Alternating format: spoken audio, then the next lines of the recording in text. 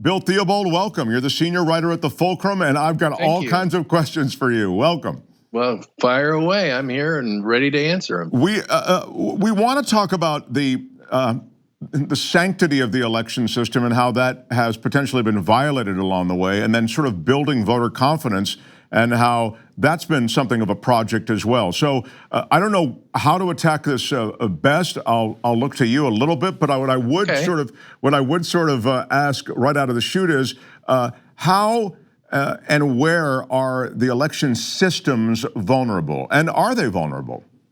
Well, I think that there are still places where there's vulnerabilities. The one that's gotten quite a bit of attention lately is the state of Louisiana is still the one place in the country where there is not going to be a paper trail for people that vote there. The big mantra this year, as far as improving security, is having a piece of paper that you can show what the person's vote was. And in the process, you can use that to double check and make sure that the votes were properly recorded.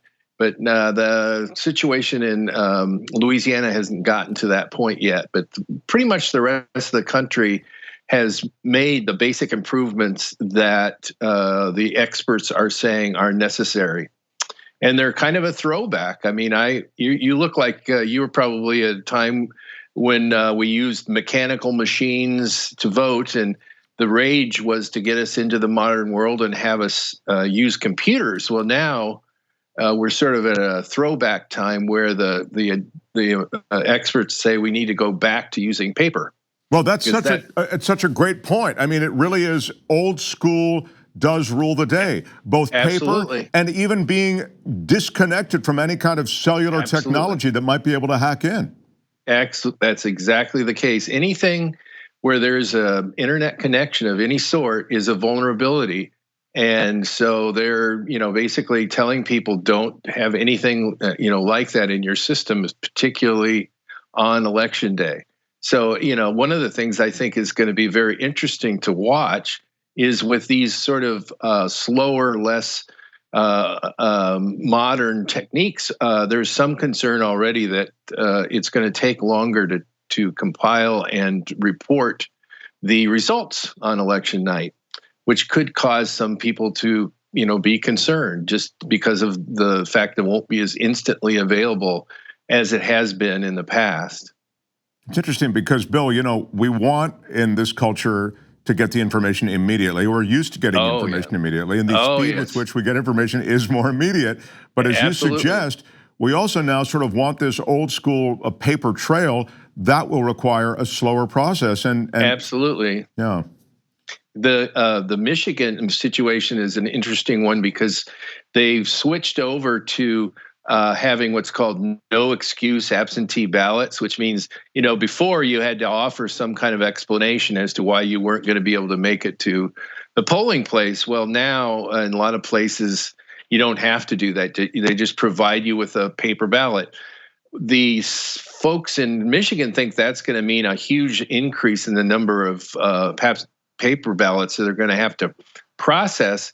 And the way the law reads there, they can't start counting those until the polls close on election night. So they could have this huge pile of votes that if they're given permission, they'd rather start counting them as they come in. But that's not going to be allowed unless the state legislature changes the law. That's wild, by the way. That's really wild. That it's all there, but it's not countable until election night. Nope. Yeah, here's the reason for that. Under Michigan law, if you decide after having, put together your paper ballot, you can change that vote all the way up until the close of polls on election night if you change your mind, which is sort of weird, I think, as well. I think so, too. I mean, if you're not sure, then don't vote until election day. But all right, okay, let's table that for another time. Okay, I want to talk about the swing states a little bit and about their voting systems. Sure. We focused in a little bit of our reporting on that because we felt like those were the states that are going to likely determine who the next president is for the next term. And it's mostly a good situation, pretty much all a good situation in those states where those states have done a lot of the correct things. the paper ballots, the setting up to be able to do audits if needed to check and make sure that the results are accurate.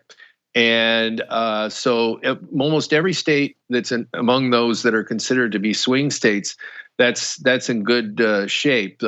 Some of the changes were fairly dramatic. In Pennsylvania, for instance, they had to replace all of their election equipment before this upcoming fall election for the presidency, and so that's a very big undertaking. And the governor actually issued an edict mandating that, and there was some pushback from some local officials, but they finally went along. And as far as I know, they're going to be able to get all of that implemented in time for the fall election. So it's been a substantial amount of work, lots of money, including lots of money from the federal government to help the states pay for this and work, and to hire additional people to help with the security.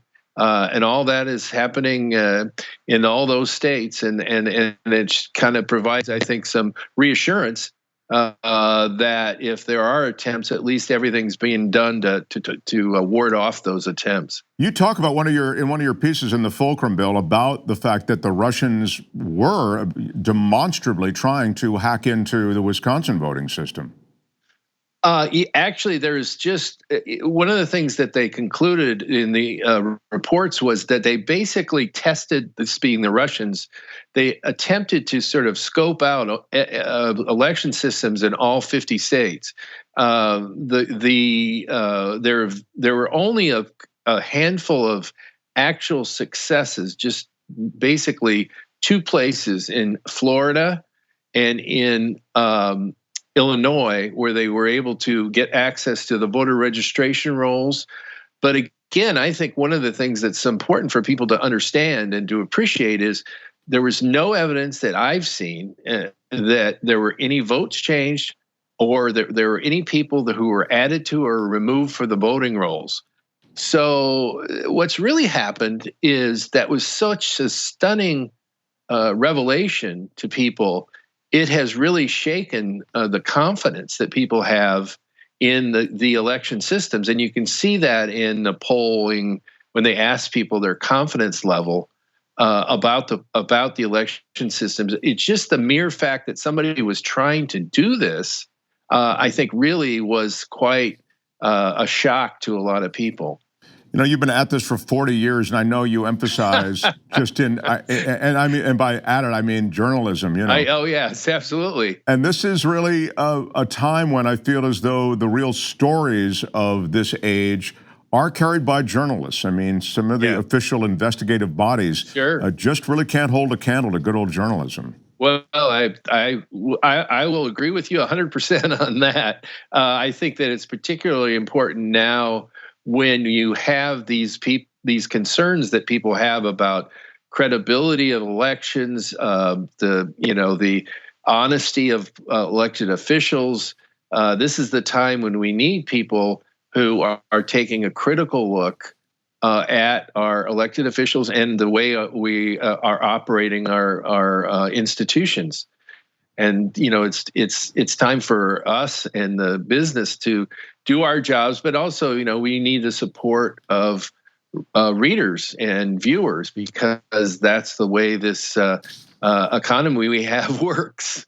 Yeah, it's funny that you say that, because I was just reading an article, I feel like it was in the Atlantic or ProPublica or one of these, I don't know. And again, that's one of the other things about journalism today. You catch it in all these different sort of disparate places. It's not just the Washington Post, New York Times, whatever. The three networks. Right, exactly. And they were just talking about revenues. They really broke down quite effectively revenues and how revenues have diminished, so substantially, really fallen off a cliff. Does it then fall to us, the public, to support the effort of independent journalism? Yeah, I think it's a two-way street. Obviously, if people see value, like in anything in their lives, they're willing to pay for it. So we have a responsibility to provide the kind of coverage and the information that people find valuable. I think one of the good things I would say about all that's happened in journalism is there is a huge diversity in voices out there. And I think that helps people because they can look at different sources. They can judge material for themselves as to what seems credible to them. They can find people that seem to be of their kind of background and opinion that might help them to understand issues better.